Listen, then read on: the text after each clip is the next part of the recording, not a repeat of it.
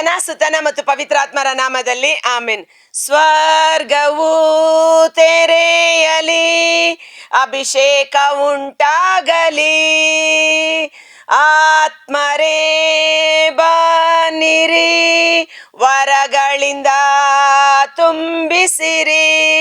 ಸ್ವರ್ಗವು ತೆರೆಯಲಿ, ಅಭಿಷೇಕ ಉಂಟಾಗಲಿ, ಆತ್ಮರೇ ಬನ್ನಿರಿ, ವರಗಳಿಂದ ತುಂಬಿಸಿರಿ.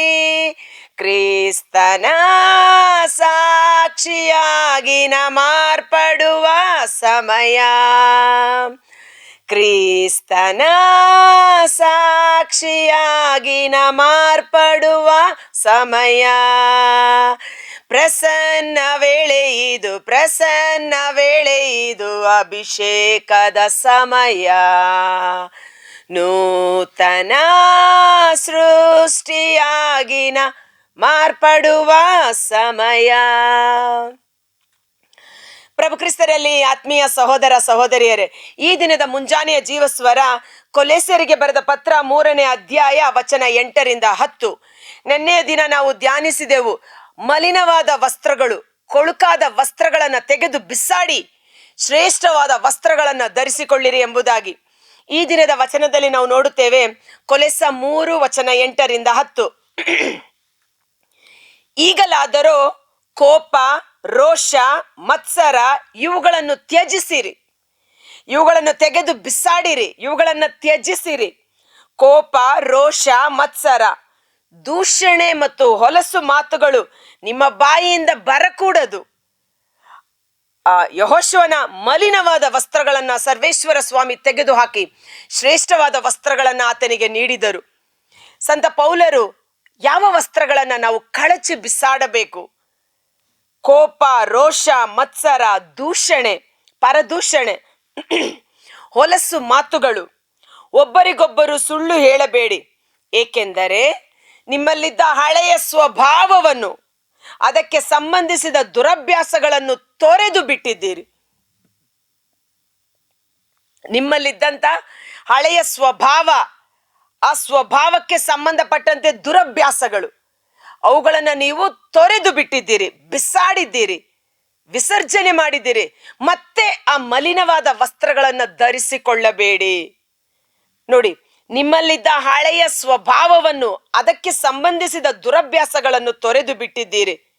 ಮಾತ್ರವಲ್ಲ, ನೂತನ ಸ್ವಭಾವವನ್ನು ಧರಿಸಿಕೊಂಡಿದ್ದೀರಿ. ಯೇಸುವಿನಲ್ಲಿ ನೀವು ಒಂದಾದಾಗ ಹಳೆಯ ಮನುಷ್ಯ, ಹಳೆಯ ಪಾಪ, ಹಳೆಯ ಸ್ವಭಾವ ಶಿಲುಬೆಗೆ ಜಡಿಯಲ್ಪಟ್ಟು ಯೇಸುಗಾಗಿ ನೀವು ಜೀವಿಸುವ ಕಾರಣ ನೂತನ ಸ್ವಭಾವವನ್ನ ನೀವು ಧರಿಸಿಕೊಂಡಿದ್ದೀರಿ.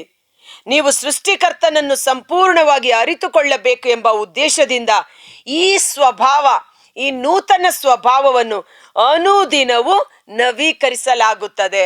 ಅನುದಿನ ಅನುದಿನ.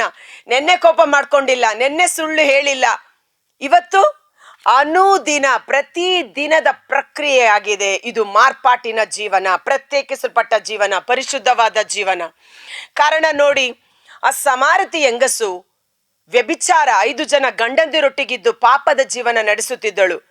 ಯೇಸುವನ್ನ ಮುಖಾಮುಖಿಯಾಗಿ ಸಂಧಿಸಿ ಯೇಸುವಿನ ಜೀವ ಜಲವನ್ನ ಪಡೆದುಕೊಂಡಾಗ ಆಕೆ ಮಾಡಿದ ಮೊದಲನೆಯ ಕೆಲಸ, ತನ್ನ ಕೊಡವನ್ನು ಅಲ್ಲಿಯೇ ಬಿಟ್ಟು ಅವಳು ಊರಿಗೆ ಓಡಿ ಹೋದಳು. ಕೊಡವನ್ನ ತೆಗೆದುಕೊಂಡು ಯೇಸು ಬಳಿ ಬರುವಾಗ ಹಳೆಯ ವ್ಯಕ್ತಿಯಾಗಿದ್ದಳು. ಯೇಸುವನ್ನ ಸಂಧಿಸಿದ ಮೇಲೆ ಯೇಸುವಿನ ವಚನಗಳು, ಯೇಸುವಿನ ಆತ್ಮರು ಆಕೆಯಲ್ಲಿ ಕಾರ್ಯ ಮಾಡಿದ ಮೇಲೆ ಆ ಕೊಡವನ್ನ ಬಿಸಾಡಿ ಹೊಸ ಸೃಷ್ಟಿಯಾಗಿ ಆಕೆ ಊರಿಗೆ ಹೋದಳು. ಯಾವ ಜನರಿಗೆ ಭಯಪಡುತ್ತಿದ್ದಳು ಆ ಜನರ ಎದುರು ನಿಂತು ಧೈರ್ಯವಾಗಿ ಯೇಸುವನ್ನ ಸಾಕ್ಷೀಕರಿಸಿದಳು. ಇದು ಹೊಸ ಸ್ವಭಾವ, ಹೊಸ ಸೃಷ್ಟಿ. ಹಳೆಯದನ್ನ ಬಿಟ್ಟು ಬಿಡಿ, ಹೊಸ ಜೀವನವನ್ನ ನಡೆಸಿರಿ ಎಂಬುದಾಗಿ. ಮತ್ತೊಂದು ಉದಾಹರಣೆ ನಾವು ನೋಡ್ತೇವೆ. ಕುರುಡು ಭಿಕ್ಷುಗಾರ ತಿಮಾಯನ ಮಗ ಬಾರ್ತಿಮಾಯ ಯೇಸುವನ್ನ ಸಂಧಿಸುವುದಕ್ಕೆ ಮೊದಲು ಅವನ ಜೀವನದಲ್ಲಿ ಅವನಿಗೆ ಅವನ ಆ ಭಿಕ್ಷೆ ಬೇಡುವ ಕಂಬಳಿ, ಹರಕಲ್ಲು ಕಂಬಳಿ, ಭಿಕ್ಷೆ ಬೇಡುವ ತಟ್ಟೆ, ಅದರಲ್ಲಿ ಬಿದ್ದ 4 ನಾಣ್ಯಗಳು, ಕೈಯಲ್ಲಿದ್ದ ಕೋಲು, ಇದೇ ಅವನಿಗೆ ಆಧಾರವಾಗಿತ್ತು. ಅವನ ಹಳೆಯ ಜೀವನ, ಅಂದರೆ ಅವನ ಹಳೆಯ ಸ್ವಭಾವ, ಆ ವಸ್ತುಗಳನ್ನೇ ಆಶ್ರಯಿಸಿಕೊಂಡಿದ್ದವು.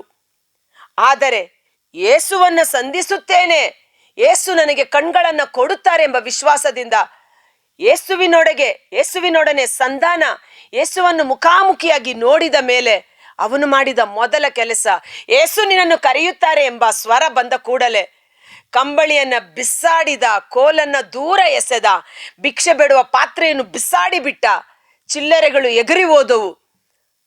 ಅವನು ಯೇಸುವನ್ನ ಹುಡುಕಿಕೊಂಡು ಹೋಗಿ ಹೊಸ ಸೃಷ್ಟಿಯಾಗಿ ಮಾರ್ಪಟ್ಟ. ಮತ್ತೆಂದಿಗೂ ಹಳೆಯ ವಸ್ತುಗಳನ್ನು, ಅಂದರೆ ಹಳೆಯ ಸ್ವಭಾವವನ್ನು, ಹಳೆಯ ಪಾಪದ ಜೀವನವನ್ನು ಅವನು ನಡೆಸಲೇ ಇಲ್ಲ. ಯೇಸುಗೆ ಸಾಕ್ಷಿಯಾಗಿ ನಿಂತ. ಇದು ನಮ್ಮಲ್ಲಿ ಆಗಬೇಕಾದಂತ ಮಾರ್ಪಾಟಿನ ಜೀವನ. ಇದನ್ನ ಯೇಸು ನಮ್ಮಲ್ಲಿ ಮಾಡಲು ಶಕ್ತರಾಗಿದ್ದಾರೆ. ಆ ವ್ಯಭಿಚಾರಿಣಿ ಸ್ತ್ರೀ ಬಂದ ರೀತಿಯಲ್ಲಿ, ಆ ಕುರುಡು ಭಿಕ್ಷುಗಾರ ತಿಮಾಯನ ಮಗ ಬಾರ್ತಿಮಾಯ ಯೇಸುವನ್ನ ಹುಡುಕಿಕೊಂಡು ಬಂದ ರೀತಿಯಲ್ಲಿ ಈ ಮುಂಜಾನೆ ವೇಳೆ ಆತನ ಪ್ರಸನ್ನತೆಯಲ್ಲಿ ಬಂದು ನಿಂತಿದ್ದೇವೆ. ದೇವ, ನಮ್ಮನ್ನು ಮಾರ್ಪಡಿಸು, ನಮ್ಮ ಸ್ವಭಾವವನ್ನು ನೂತನಗೊಳಿಸು, ದಿನೇ ದಿನೇ ಹೊಸ ಸೃಷ್ಟಿಯನ್ನಾಗಿ ಮಾರ್ಪಡಿಸು ಎಂಬುದಾಗಿ ನಮ್ಮನ್ನು ಸಮರ್ಪಣೆ ಮಾಡೋಣ. ಕರ್ತರಾದ ಯೇಸುವೆ, ಮುಂಜಾನೆ ವೇಳೆ ಈ ಜೀವಸ್ವರವನ್ನು ಆಲಿಸುತ್ತಿರುವ ಪ್ರತಿಯೊಬ್ಬ ಸಹೋದರ ಸಹೋದರಿಯವರ ಕುಟುಂಬಗಳನ್ನು ಈಗೋ ನಿಮ್ಮ ಬಲಾಢ್ಯವಾದ ಪ್ರಸನ್ನತೆಗೆ ಒಪ್ಪಿಸಿಕೊಡುತ್ತೇನೆ. ಸ್ವರ್ಗವು ತೆರೆಯಲ್ಪಡಲಿ, ಪವಿತ್ರಾತ್ಮರ ಪ್ರಸನ್ನತೆ ನಮ್ಮಲ್ಲಿ ಸಶರೀರವಾಗಿ ಆವರಿಸಿಕೊಳ್ಳಲಿ.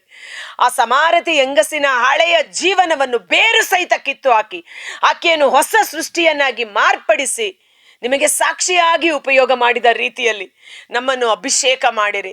ನಮ್ಮನ್ನು ಕಾಡುತ್ತಿರುವ ಹಳೆಯ ಸ್ವಭಾವಗಳು, ದುರಭ್ಯಾಸಗಳು ಕಿತ್ತು ಹಾಕಿರಿ. ಯೆಹೋಶುವನ ವಸ್ತ್ರವನ್ನು ಶುದ್ಧೀಕರಿಸಿದ ರೀತಿಯಲ್ಲಿ ನಮ್ಮನ್ನು ಶುದ್ಧೀಕರಿಸಿರಿ ಯೇಸುವೆ.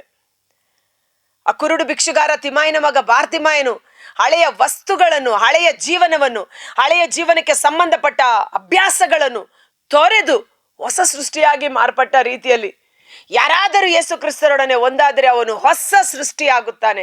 ಹಳೆಯದಿದೋ ನಾಶವಾಗುತ್ತಿದೆ, ಹೊಸದಿದೋ ಜನ್ಮ ತಳೆದಿದೆ ಎಂಬಂತೆ ನಮ್ಮಲ್ಲಿ ಯೇಸುವಿನ ಸ್ವಭಾವ, ನೂತನ ಸೃಷ್ಟಿಯಾಗಿ ನಮ್ಮನ್ನು ಮಾರ್ಪಡಿಸಿ ನಿಮಗೆ ಸಾಕ್ಷಿಯಾಗಿ ನಮ್ಮನ್ನು ನಿಲ್ಲಿಸಿರಿ.